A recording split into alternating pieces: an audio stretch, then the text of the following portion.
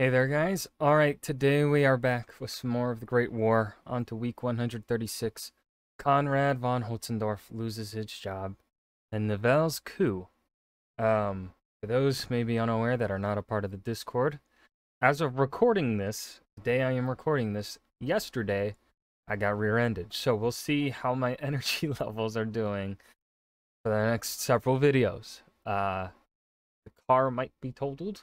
In which case, I will be without a car because I do not have money. Anyways, tomorrow, tomorrow when this goes live, so it should be going live June 5th. On June 6th, the Kickstarter goes live, and I will have a video. I will have a clip, a thing playing at the beginning of tomorrow's video, which will be tomorrow's video is going to be the newest trope talk from Overly Sarcastic Productions, explaining more of what is involved in the Kickstarter, costs, things like that, running you through everything there. And then I just want to say it here and now so that everyone's aware that it's out there, it's known. I'm stating it plainly and clearly. None of the money that raised on the Kickstarter, if we hit the Kickstarter goal, none of that money will be going towards me, you know, getting a new car if I need to. Just so that's out there. All of that money that you guys give to the Kickstarter,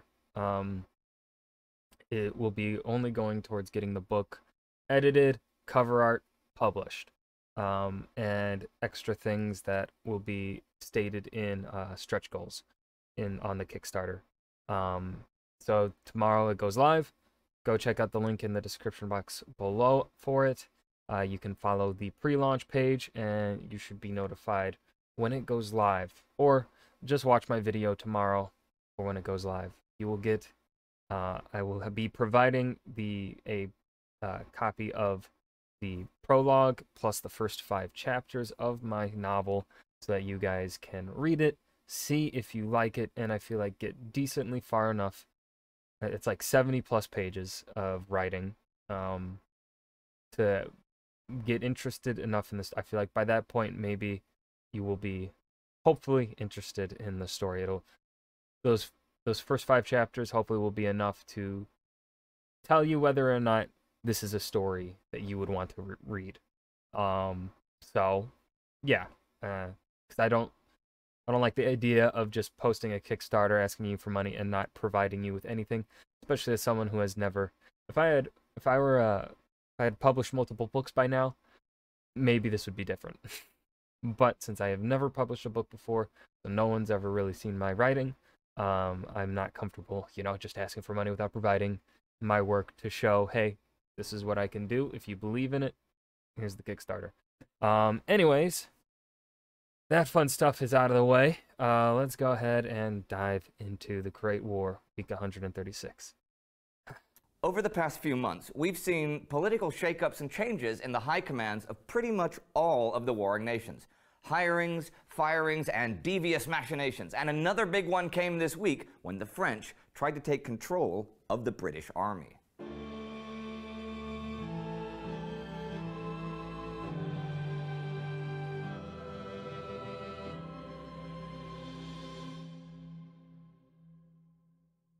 I'm Indy Nivelle. Welcome to the Great War.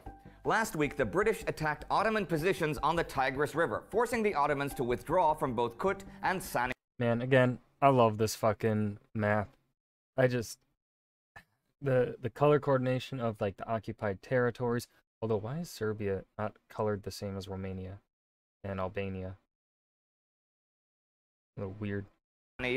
The Toplica rebellion by Serbs in Bulgarian-controlled territory in the Balkans began.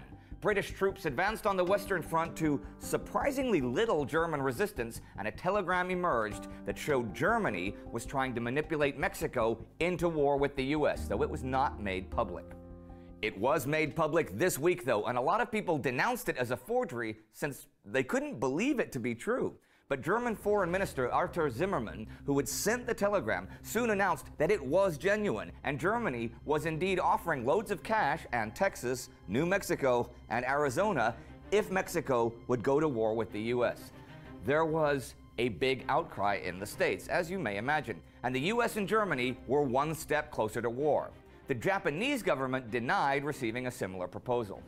But things had gone from bad to worse between the U.S. and Germany all month, since the resumption of unrestricted submarine warfare, and the U-boats were in action this week. On the 24th, the Athos was torpedoed in the Mediterranean. 543 Chinese laborers heading for the Western Front drowned. On the 25th, the Cunard liner Laconia went down. 4 Americans were among the drowned. The next day, President Woodrow Wilson asked Congress to establish armed neutrality and arm American merchant shipping. This was passed in the House of Representatives. Can armed neutrality truly be a thing, though? Like, I feel like the moment gunfire is exchanged, you're not neutral. At the end of the week, though it was filibustered for the time. You have decided to go to fight them. That's not neutral. Yes, the USA is defending itself, and rightfully so, right? They're being fucking attacked. But you know, I don't armed neutrality seems like I don't know what the term is. Whatever. Being in the Senate. It wasn't just the states that had an issue with German conduct of the war, though. Austro-Hungarian Emperor Karl I, who had been on the throne since November, was dismayed that his empire was so bound up in German conduct of the war, and he felt that a day might come when his army would be the last stabilizing factor on the home front. So he wanted a stronger role in army leadership, and to redesign the high command to make it more of a personal instrument for him. He had by now the prime minister he wanted. I mean, Carl, I'm sorry, but your army your officers are kind of ass. The Germans are the reason why you haven't collapsed. And the foreign minister he wanted. What he did not have was a malleable chief of staff. He had Franz Conrad von Hotzendorf, who had no liking. Oh, this Conrad! I was completely blanking. I didn't realize that at the beginning of the video. I don't know why I didn't realize it. Finally! Yes! I've been waiting for this moment for so long. For Karl, whom Conrad thought was useless militarily. He is! Yes! Conrad's supporters also just happened to be either retiring or dying this winter. At the end of February, Karl asked Conrad to take over command on the Tyrol front, and after being convinced of the glory that a new punishment offensive against the Italians with German aid would bring, Conrad accepted. And the man who had been Austro-Hungarian army chief of staff since the beginning of the war, during which time Allied Germany had gone through Moltke, Falkenhayn, and Hindenburg, relinquished his post. The new imperial chief of staff would be General Arthur Ars von Strausenberg. The Allies were also having problems with their high commands. On February 26 was an Anglo-French conference at Calais, and some major stuff came to a head there. Now, since General Robert Nivelle had become French commander-in-chief in December, he had been making plans for a big spring offensive. He had shared his ideas with British Prime Minister David Lloyd George and had won him over. Here was a general he could work with. Here was a general who understood the problem. Here was a general who promised victory and had already demonstrated that he could deliver on that promise. So far as the British Prime Minister was concerned, whatever Nivelle wanted, he could have. And when Lloyd George grasped that what Nivelle really wanted was complete control over Field Marshal Haig and the British armies in France, that seemed a solution to both their problems. So this week's conference, which was supposed to resolve problems with railways allocations, turned into an ambush for Haig and William Robertson, the chief of the British General Staff. Lloyd George asked Nivelle to write down his ideas for a system of command. Those ideas blew a few minds. From March the 1st, Nivelle would have authority over the British armies in France for every... Here's the thing, though. Like, what's really cool about this is what we're seeing essentially what becomes the military command structure of Western allies right here. Right, we see this happen in World War II. After the USA comes in, a couple years into the war, when they're preparing to invade Europe, Normandy and stuff like that, Eisenhower is the one in charge of all, essentially is the supreme commander of Allied forces. He is the supreme commander, like, of Allied forces, I think is that the title? Is that the right title? And then we see that persist to this day in NATO, kind of, sort of, though it hasn't really been done in a, it hasn't been used in wartime, but everyone is separate outside of wartime, but in wartime, you know, someone's got to, it's more effective, that's for sure. And I think, I mean, we see that with the Germans and the Austrians. We see that when the Austrians were essentially brought under German supreme control, you know, they started fighting better. They started doing better.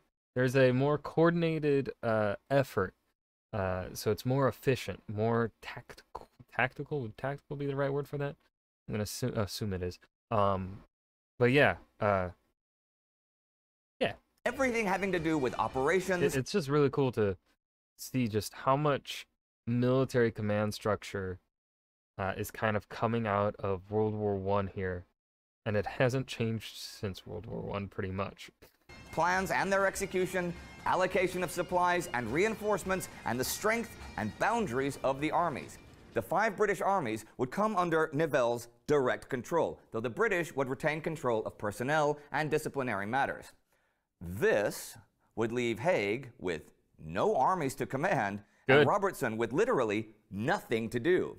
Haig and Robertson were stunned, and Robertson said he would resign rather than agree to this. Lloyd George said perhaps Nivelle had gone too far. But you know, all national loyalty aside, some kind of unified command was pretty clearly needed on the Western Front, as we've seen from lack of coordination and cooperation many times since 1914. But this was not a unified command like in World War II under Eisenhower. Nivelle was He's expanding on what I was essentially like saying. Proposing to put the British armies directly under French control, increasing his armies by 1.5 million men. Nobody bothered to ask what the British soldiers would feel about this, let alone what the Canadian, Newfoundland, Australian, South African, Indian, or New Zealand governments would think about their men suddenly being under French command. Well, this was scaled down to where Haig was only bound to obey Nivelle for the coming offensive. The British War Cabinet and the King were against all of this, which they had no prior knowledge of, and Haig wrote in his diary, "It is too sad at this critical time to have to fight with one's allies and the home government in addition to the enemy in the field." The real long-term result of this conference was to destroy any trust between Haig and Lloyd George. And if you think it's a problem when the commander-in-chief can't deal with his political boss, then you're right. Earlier in the war, British Field Marshals French and Haig had, in fact, deferred to French General Joseph Joffre when directed to do so, since the British were fighting on French soil and the French army was so much larger than the British. But now Joffre was gone. The British army was much larger, better equipped, and more experienced than ever, and the French performance over the past 2 years had not impressed the British, to say the least. Handing over control of 5 armies to the French was unthinkable. And Nivelle's and Haig's offensive plans were going to have to change anyhow. The past couple of weeks, the British have been pressing the Germans on the Western Front with surprising success, and this week they found out why. Early in the month, the order had gone out for the German army to secretly pull back to what they called the Siegfriedstellung, and the Allies would call the Hindenburg Line. This was the brilliant defensive brainchild of Quartermaster General Erich Ludendorff. It shortened the front line by 40 kilometers and released 13 German divisions to fight elsewhere. It had also been built to create an enormous killing zone in which to trap the Allies. The Germans had given up a lot of hard-won territory, yes, but this they devastated, leaving nothing for the Allies but a blasted, ruined landscape. They also deported the Frenchmen there, so the Allies would not be able to employ them. The German hope for the deep new defenses was that the Allies would suffer such terrible casualties that no attack could succeed. And no attack could even take place anyhow until they had built roads, water supplies, communications points, and the support lines necessary over the ruined land.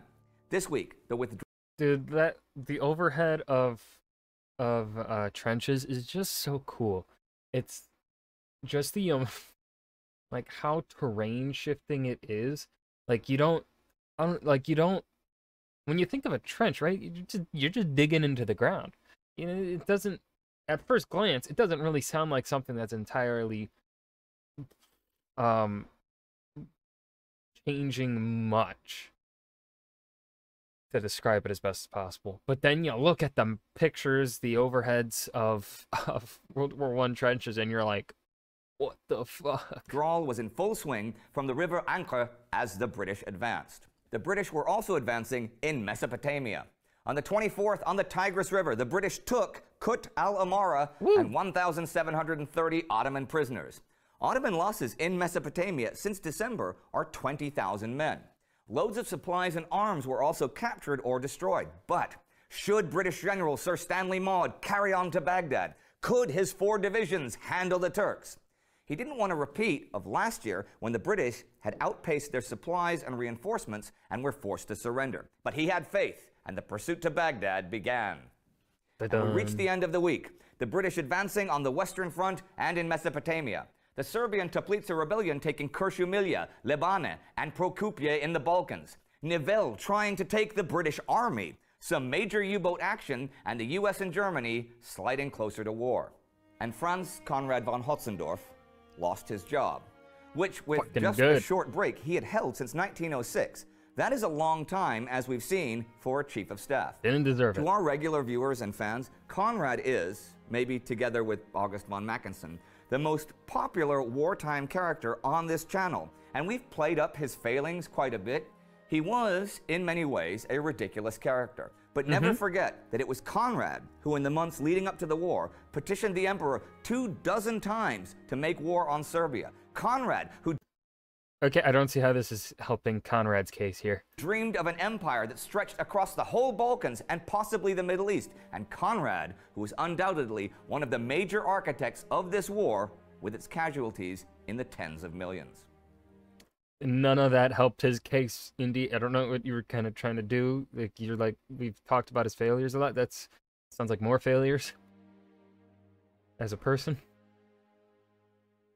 The construction and retreat to the Hindenburg Line was a bold and unprecedented move by the German army. You can learn all about... And that was Conrad loses his job, Nivelle's coup, the Great War, week 136. I hope you guys enjoyed. Remember to hit that like button and subscribe for more. And I will see you guys in the next video. Peace.